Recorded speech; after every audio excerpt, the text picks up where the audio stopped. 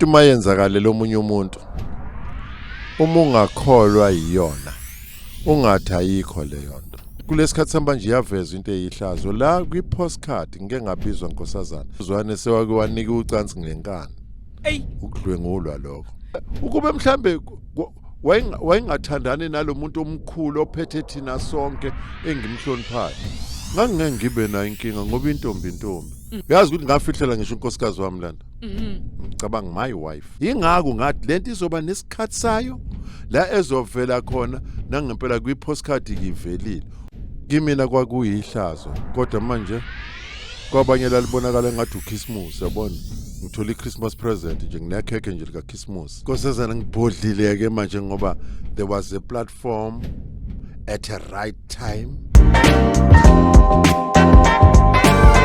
Ubaba Mangethe ngithena mangidlula nje kulezi zinto za social network ngabona ubaba Mangethe laphana kune statement akhuluma ngaso ngesehlo esamehlakalela esawumsebenzi kwenye yama companies akhona la eSouth Africa amakhulu. Mhlasimbe baba mawungasithatha nje usibeke kancane nje ukuthi kwakwenze njani kuze kufike ekutheni kuze kufike kulesi simo owasithola usukusona. Sizamazamisa umhlaba.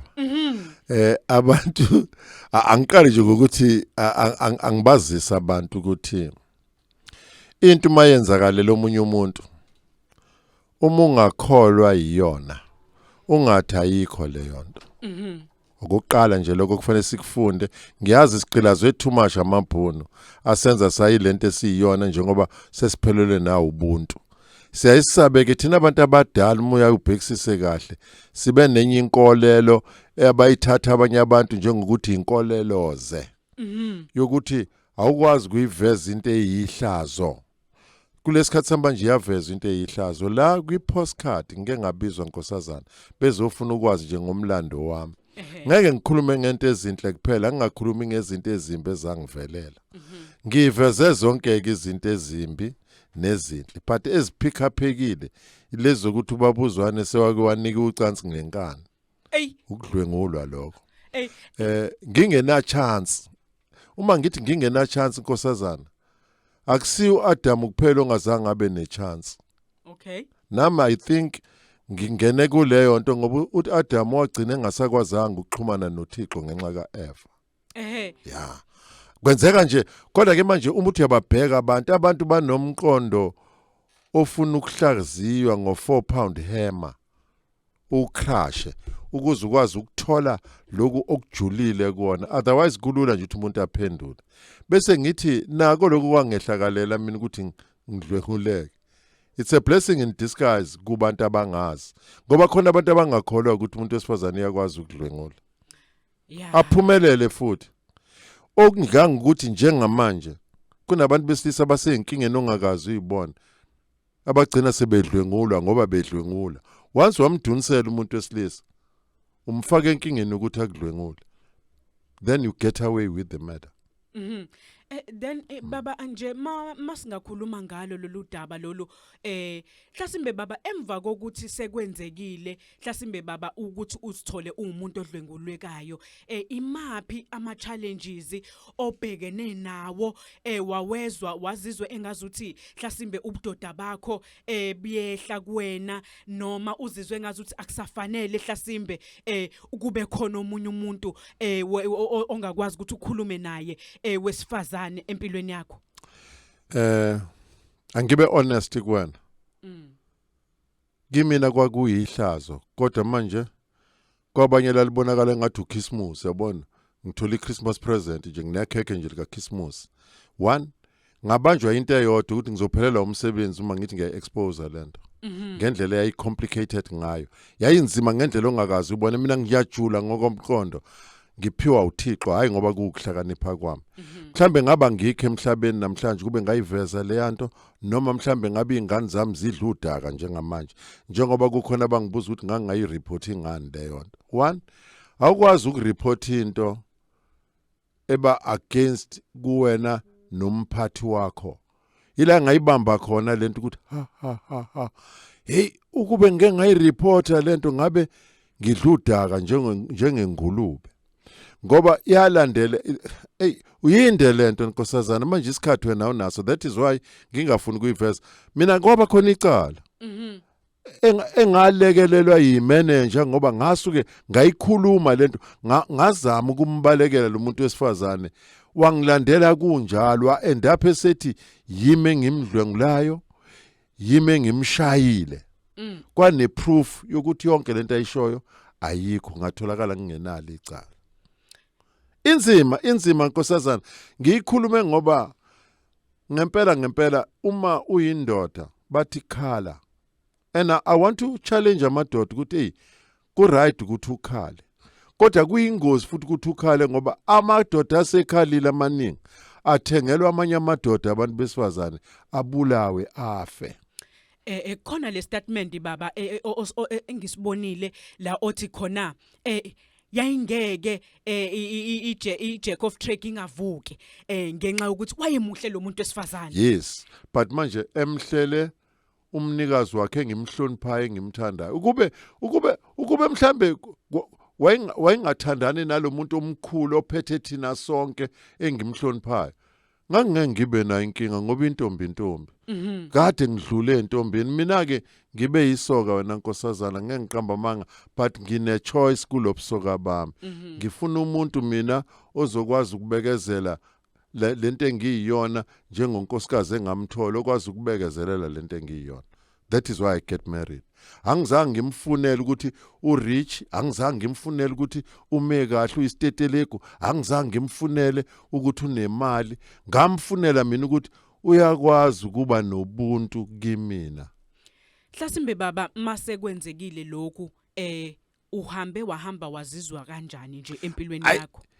Ila ngaqala khona ukuqaphelisisa kahle ukuthi umuntu wesifazane uyakwazi ukurape njengomuntu wesilisa. So it mustn't be a challenge kumina. Fanele ngibe aware. Yingakho bese ngiyigada entweni. Ukuvuleleka kwami bengiyigada ukuthi angingaye emgodini ngibuka. Yeah. Kwanzima. Ake sibuye baba ke sizokhuluma ke manje ngicabanga ukuthi kuko konke okwenzekile empilweni yakho but ukuthi wena uyindoda futhi uyindoda eqotho akuzange kwaze kwasuka nangelilodwa ilanga. Hlasimbe ubaba mengasithatha nje asiyise ekutheni masikhuluma ngomuntu wesilisa, umuntu wesilisa udefine ahlukaniswe ngeindlela ezahlukahlukene eziningi. Hlasimbe mase sifika la sithi khona lo usekwi stage sokuthi ungubaba uyindoda usuke esenjani umuntu esikhuluma ngaye simbeke kulelo zinga. Nkosazana wakhuluma enye into ke indoda umuntu responsible. Umuntu onakekelayo, umuntu ovikelayo, umuntu onothando. Indoda leyo. Why ngikubeke kanje? Thina sifakwa ngekhanda entweni esingahambisani thina nazo. One, ukwenziwa nje kwabantu besifazane babe igqila bahambe bayosebenza akuphindanga kwaba khona iqiniso kubantu abamnyama.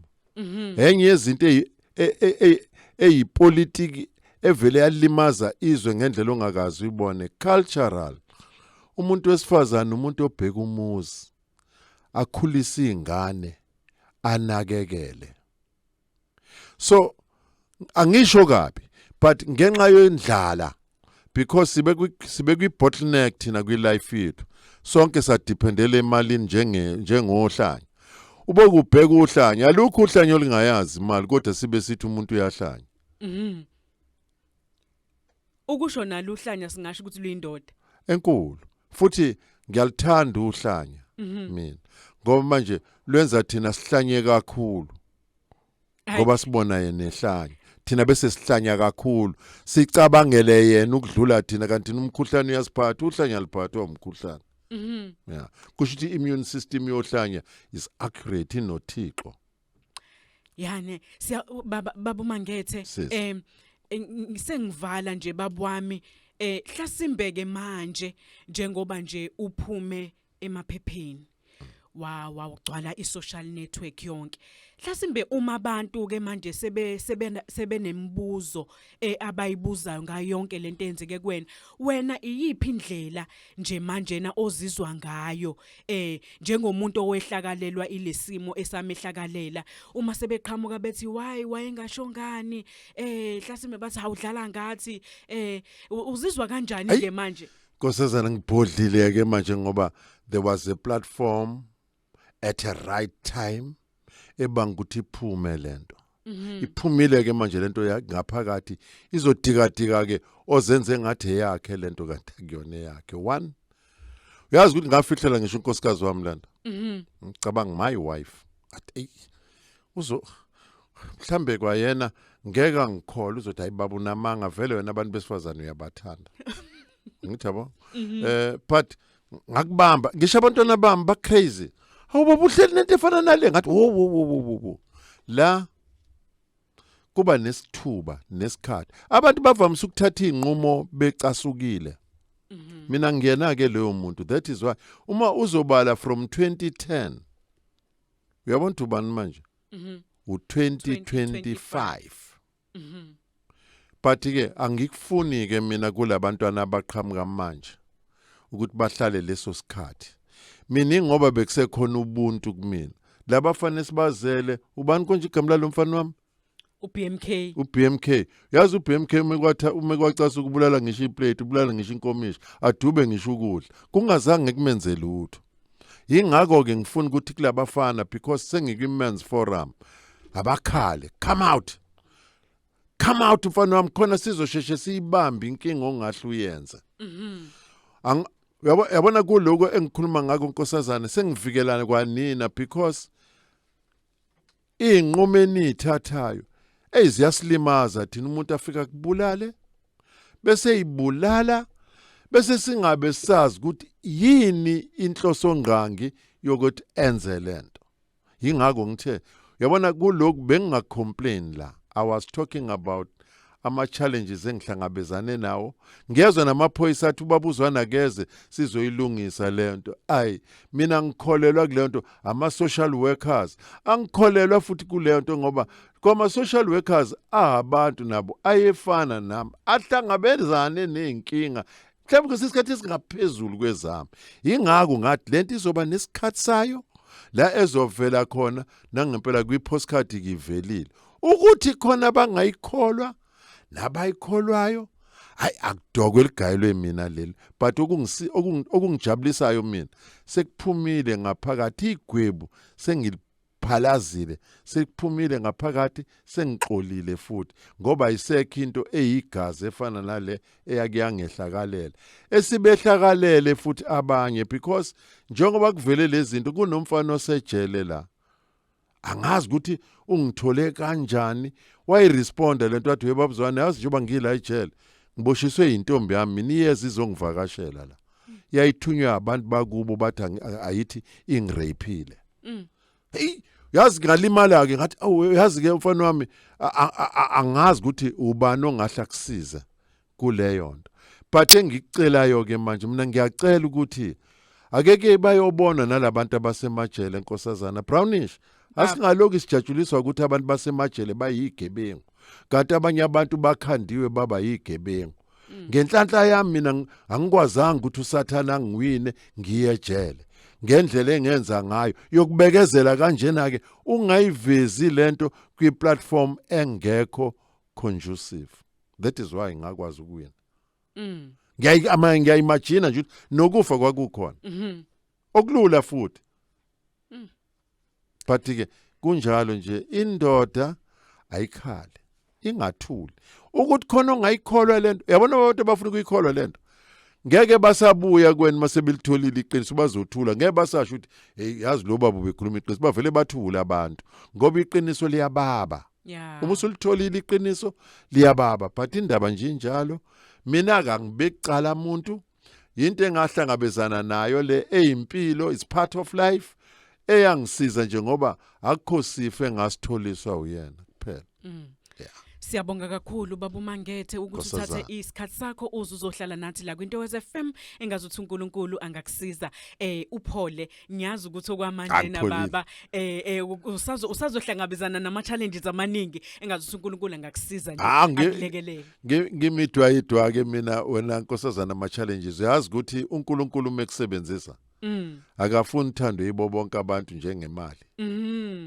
Yabo into engiyithandayo mina ngami wonke umuntu uyalingana kumina akekho ngcono kunomunye futhi akekho omubi kunomunye akekho futhi omuhle kunomunye ngithanda mina umakhelwane wami njengalo ngiyithanda mina phela uma ngikubona ukuthi uyinkinga kumina ngiyayidistance mina kuwena khona ngingezi kuba ingxaki kuwena kunomfowethu la uyakhala umfowethu uthi wefowethu hey awubheka abantu bengithumelela la ama voice note but ubethuleleni sonke lesikhathi umfweni akudokwe ligayelo yabona lelo but uma seveza lento umfazi wakhe nengane zakhe zizothina akudokwe ligayelo yabona lelo nginomuzi nginonkosikazi nginengane ngiresponsible that's all. Siyabonga kakhulu Bonga mina Nkosazana. Siyabonga uhambe kahle baba Mosohamba. Nani nisale kahle Nkosazana.